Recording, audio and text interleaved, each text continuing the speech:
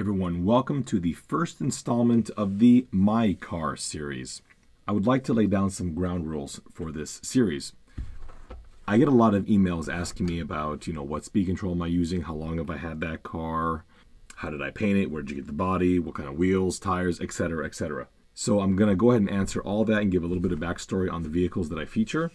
But what I'm not going to do is get into the buyer's guide of, for example, here, the RC10 in general. This series is just focusing on this car here, the one that I own and nothing more. So with that, let's get started. This exact car that you're looking at here is my first ever hobby grade RC car. I picked this up used in the early 1990s. It's a long story, but basically I repaired it for a kid near my grandparents' house, and his dad then didn't want to pay for it. So I got the car. This car has been heavily upgraded, but it is a very, very early RC10 that originally had the short A-arms, the gold shocks, the gold caps. It's an A-stamp chassis. It had the 6-gear transmission, but all of that has been upgraded because through high school and college, I actually did race this car professionally. Let's go ahead and pull the body off. This body I painted not too long ago, and my rule of thumb when it comes to bodies that I'm going to use is paint it in half an hour or less, otherwise you're going to care too much about it. This paint job was nothing more than a few different colors of Tamiya greens and yellows, and every stripe that you see here is painted, and their width corresponds to a particular Tamiya tape width, and that's how this has happened.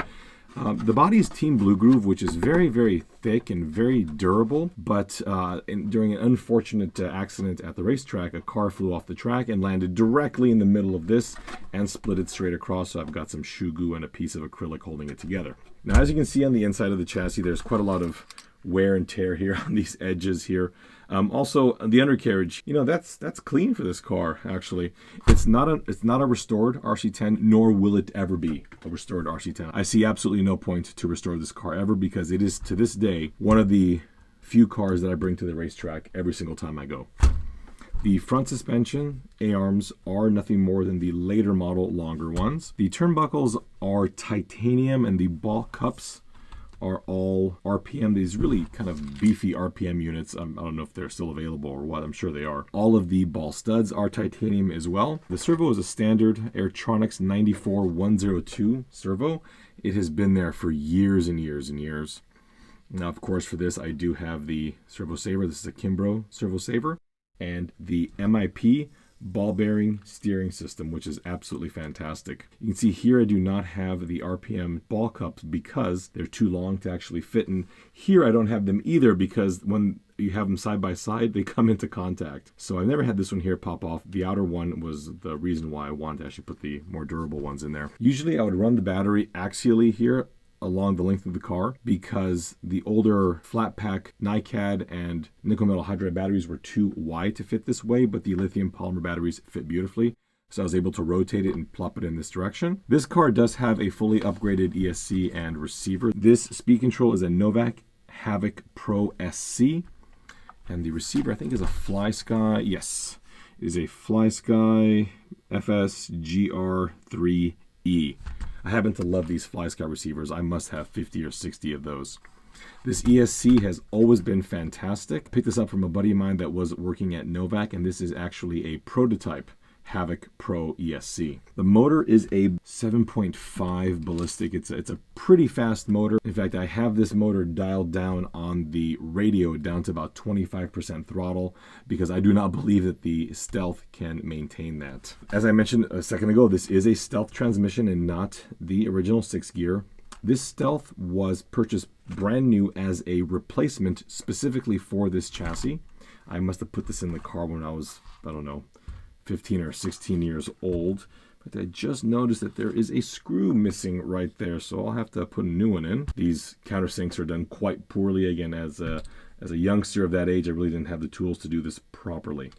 These are MIP chrome or shiny CVDs that were installed fairly early on in this car's life, as the original ones just had way too much play, and because these are joined at the axle, if a ball cup did pop off, you didn't lose your dog bone. These have got lots and lots of miles on them, and they're absolutely fantastic. Obviously this is a stealth, so we are running a 48 pitch gear. In fact, the tooth number on this, if I can locate it, I almost want to say it's an 81 tooth spur, and there's a 22 tooth pinion on this car. The shocks are the hardened shock bodies. These are the higher end, I want to say the World Car shocks. The caps are a little bit different. For some reason, these shocks didn't come with the caps, and all I had at the time were the black plastic ones or the gold ones. And for some reason, I couldn't bear to have the gold cap with the grayish green shock body, so I just sanded them down. It looks pretty hack, but you know, that's okay. To me, it's nothing more than history on this car. The wheel and tire combination has been on this car for quite a long time. These are Proline front and rear tires, and although this car does run on clay tracks, and these aren't specifically designed for clay, they seem to work quite well on this car. So the vast majority of this car's weight is in fact at the rear, although it's not horribly balanced, but it's definitely tail heavy. And with these tires, the car absolutely loves to drift through tight turns, and it's a ball to drive. When compared to anything modern on the track, this car is in no way capable of keeping up, but that's not the point. This car is still one of my favorite cars to drive at the track, just because it kind of behaves comparatively like a shopping cart versus the other cars, and we all know how much fun it is to get up on the back of a shopping cart and ride that down a hill. So that's basically how this car is to drive. Real quick, the front bumper I think is an RPM bumper, and I know I've got a rear as well, a matching one, but it's designed to screw into the 6-gear holes, and it doesn't have that transmission anymore. I currently use this Turnigy radio for this car, and it, like the FlySky receiver, has proven to be fantastic. I've had this for years now, and I hear a lot of people kind of putting these down, saying, oh, you should get a Futaba or an Airtronics, and you know what, that's all well and good, but this thing has been wonderful. I really like this radio, and I like how it's able to allow me to dial in this car really nicely. Now this is a part 1 to this series, and the reason that this is a part 1 is that although this is my original RC10, all of the original pieces that were on this car, like the suspension arms, the shocks, the front skid plates, even the front aluminum tubes, which were either in bad shape or just came off of this car, have been transplanted onto another RC10, which we'll cover very soon. I hope you like this series of videos. It's one of those things where I'm able to do it in between longer videos where I'm doing more work or having to do design work. I hope you enjoy this video. You know, I think this is a good way to bridge the gaps between major projects and minor projects, and these are pretty easy for me to edit and record. Stay tuned for more of these videos, and please let me know what you think. Thank you all so much for watching, and we'll see you in part 2.